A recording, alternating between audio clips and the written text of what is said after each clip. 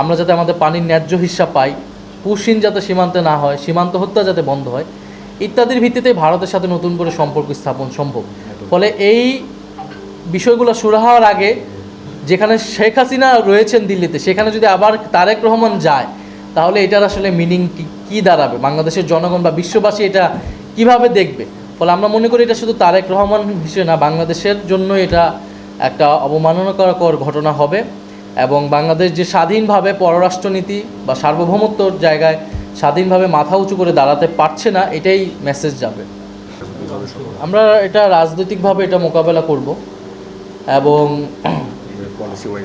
আমরা দেশের মানুষকে তো প্রতিনিয়ত এটা দেখিয়ে যাচ্ছি যে কোথায় কোথায় সরকার ভুল করছে, প্রতিশ্রুতি বরখেলাপ করছে, এবং আমরা এক পলিসিগতভাবে এটা মানুষকে যেমন দেখাবো এবং রাজনৈতিকভাবে আমরা এটার প্রতিরোধ করব যদি সরকার এদিকে ক্রমশ হাঁটতে থাকে।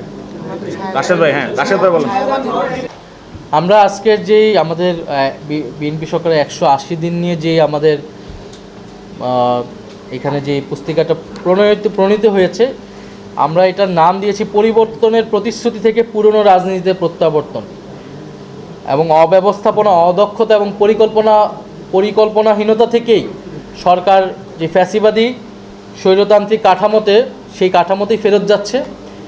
এবং 180 দিনে এটাই প্রমাণিত হয়েছে যে তারেক রহমানের কোনো ধরনের পরিকল্পনা নাই দেশকে পরিচালনা করার, শুধুমাত্র ক্ষমতায় বসেছেন এবং পুরনো পরিকল্পনা অনুযায়ী, ফ্যাসিস্টদের পরিকল্পনা এবং নীতি অনুযায়ী তিনি দেশকে পরিচালনা করছেন, দেশকে ধ্বংসের দিকে ধাবিত করছেন।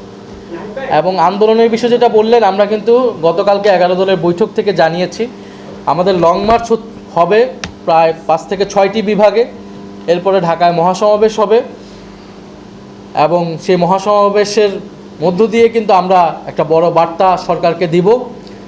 এরপরে আরও কঠোর আন্দোলনের যদি প্রয়োজন হয় সেটার জন্য আমরা ঘোষণা দিব। পাশাপাশি জাতীয় নাগরিক পার্টি এনসিপিও কিন্তু তার সক্ষমতা অনুযায়ী কিন্তু উপজেলা পর্যায়ে, জেলা পর্যায়ে এবং মহানগরগুলোতেও কিন্তু কর্মসূচি অব্যাহত রেখেছে। আমরা মনে করি বিরোধী দল হিসেবে আমাদের জোট এবং বিশেষত এনসিপি একটা দায়িত্বশীল ভূমিকা গত 6 মাসে পালন করেছে। আমরা যদি খুবই কঠোর আন্দোলন দিকে যেতাম, প্রথম থেকেই সরকার বলার চেষ্টা করত যে সরকার বিরোধী দলের কারণে কোনো ধরনের কাজ করতে পারছে না, অর্থনীতি ভালো হচ্ছে না, সরকারের কিন্তু এটা বলার কোনো সুযোগ নাই। 6 মাস সরকারকে কাজ করতে সুযোগ দেওয়া হয়েছে, কিন্তু পাশাপাশি আমরা পলিসি ওয়াইজ আমাদের বিষয়গুলো বলেছি। সংসদে 2টা অধিবেশনে কিন্তু আমরা সবগুলা বিষয় ক্রমান্বয়ে তুলে ধরেছি।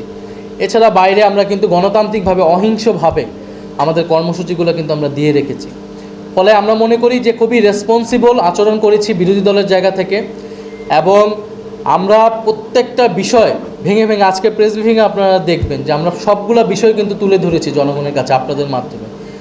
ফলে আমরা মনে করি যে রাজনৈতিক সংস্কৃতিতে যে পরিবর্তন আনার কথা, সেটা কিন্তু বিরোধী দল এনেছে। আমরা কিন্তু পলিসি ওয়াইজ আলোচনার মাধ্যমে আমরা সংসদের বাইরে কিন্তু সরকারকে বারবার এটা বলে যাচ্ছি কোথায়গুলা ভুলগুলা হচ্ছে। এখন সরকার কিন্তু সেটার জবাব কিভাবে দিয়েছে, আমাদের একজন ভাইয়ের চোখ কেড়ে নিয়েছে এবং গাইবান্ধায় একজন মারা গিয়েছে, বিভিন্ন জায়গায় হামলা হচ্ছে। ফলে বিরোধী দল সংসদের অংশ, বিরোধী দল কিন্তু গভর্নেন্সের অংশ না। এবং বাংলাদেশে কিন্তু সংবিধান এখনও সংশোধন বা সংস্কার হয়নি, পরিবর্তন হয়নি। বিরোধী দলকে আরও বেশি ক্ষমতায়িত করার যেই পরিকল্পনা ছিল জুলাই সনদ অনুযায়ী, সেটা কিন্তু এখনও হয়নি। ফলে বিরোধী দল কিন্তু সংসদেও অনেক দুর্বল, সেখানেও আমাদেরকে কথা বলতে দেওয়া হয় না।